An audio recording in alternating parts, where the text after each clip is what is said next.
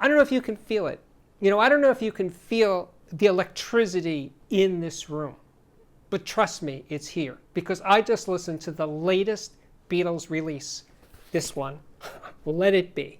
Now, this follows on the heels of the 3 50th anniversary album releases, Sgt. Pepper, The White Album, and Abbey Road.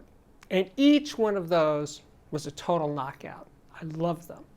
But this one is different. It's a different kind of Beatles album. For one thing, it wasn't recorded at Abbey Road. Well, most of it wasn't recorded at Abbey Road. It was recorded on a soundstage because they were making a TV special, the making of a Beatles album, in this case, Let It Be, which at that point was called Get Back, the album was. So anyway, it breaks a lot of rules because we get to see the Beatles figuring out how to craft these songs in great detail. Now, of course, you guys might know that there's a Peter Jackson documentary of Let It Be that's coming out very soon, and it's a 6-hour documentary. It goes even deeper than the original film, which came out in 1970. So this is a great story. But anyway, one of the little side issues of making this record was that in 1969, when it was called Get Back, there was a hint that it was going to come out in 1969 as a record. Matter of fact, I heard bits and pieces of it on the radio, and they said, oh, there's new Beatles records coming out. But it didn't come out. In its place came Abbey Road. And we had to wait, I guess it was like a year or so before Let It Be, the album, came out. But that first go-round, if you're following the storyline here, the first go-round, when it was Get Back, that was a completed album. Just never came out. Well, now we get to hear that first version. Because between when it was initially supposed to come out in 1969 and when it came out in 1970, it was remixed, it was different takes were used. It was basically a completely different record with many of the same songs, but not all of them. So this memory, this very, very half-century-old memory of mine of hearing a few of those tracks from the original Get Back album have now reappeared in this box set. This is the 6-disc version. It has 5 CDs and 1 Blu-ray. And one of those CDs is the original 1969 Get Back album. And that's one of the things that just, I am so excited. Now, I remember when I first heard the original album, Let It Be, I was jumping up and down. I was there to buy it the day it came out in 1970. And I went home and I played it over and over and over, and I did that the next day and the next day and the next day. Because I guess it was in the air that the Beatles were going to break up or had already broken up in 1970. So I was thrilled. And here I am, more than a half century later, and I'm feeling it again. Now, there's a lot in this. There's a lot of outtakes and rehearsals and jams and a lot of, you could hear them talking in between the songs about what they're doing and stuff. So to finally hear this 1969 Get Back album, the original version, oh man, they are so loose. They're having fun. The songs aren't perfect yet. They're not Beatles songs. That's what, maybe hearing the imperfect Beatles was the thrill. And you know what? These songs, I got to say, I've enjoyed this record more as the years went by. It just got better and better because it's not the one that people go to. They go to Abbey Road, they go to Sgt. Pepper, the White Album, Rubber Soul, Revolver. Somehow this album, Let It Be, or Get Back, it's not the one for a lot of people. But maybe in this go-round, for this new version, which is available as a single CD, double CD, this 6-disc set, also an LP version, of course, and of course the film that's coming out soon. Well, this is definitely going to reignite interest in this total output of the Beatles' last go-round.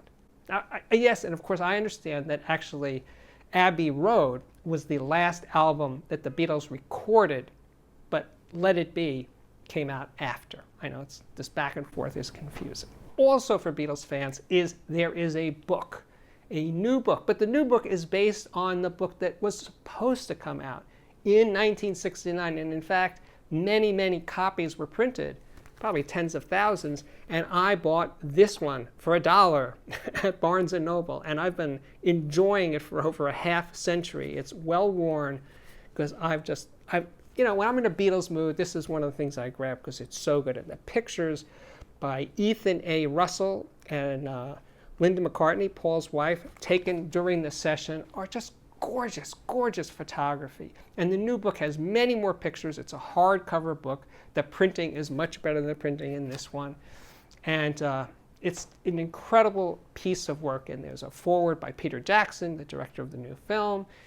There's a lot going on in it. And also transcripts of the Beatles talking, when they weren't playing music on the soundstage as they were making the film. They're just talking about the work in progress, the album, and the songs. So the other thing that's terrific about the book, the movie, the whole thing, and of course the album, is that the Beatles set out to go back to where they once belonged and just make a record without overdubs and production and any other stuff. They're just going to sit in a studio, in this case the film studio, and play and record these songs. So I know this is all kind of confusing with the back and forth, but the film that was made in 1969 did come out, I don't know if it was 1969 or 1970, and I was a movie theater projectionist, and I was running that film at Cinema Village on 12th Street in Greenwich Village.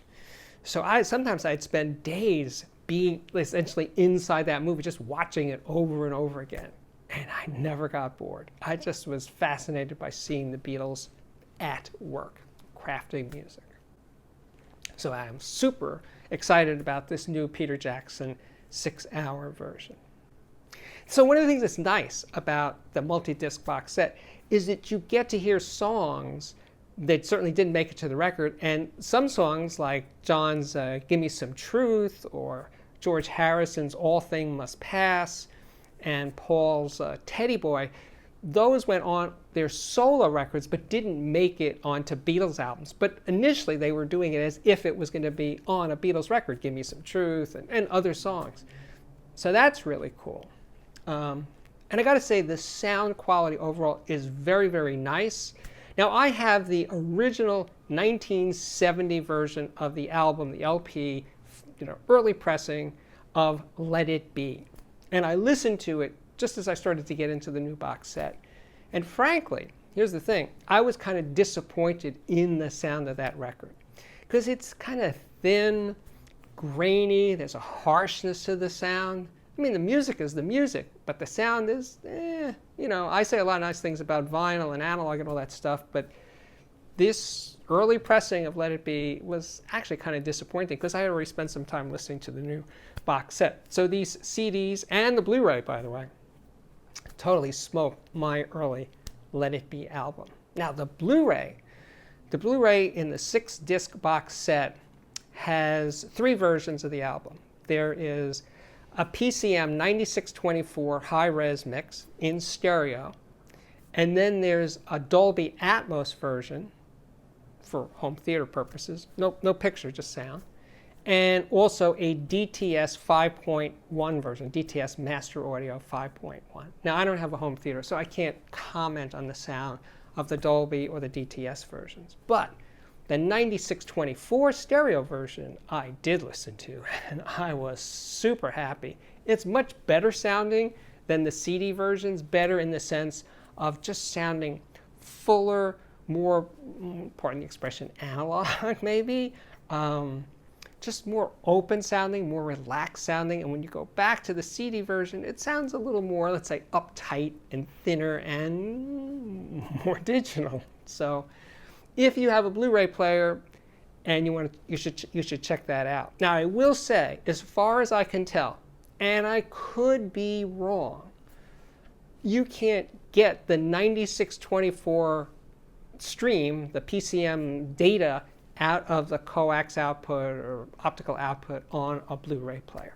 It's not available. So I was listening to it on my Oppo UDP 203 Blu-ray player and just listening to the analog outputs of the Oppo, if you're following there, right?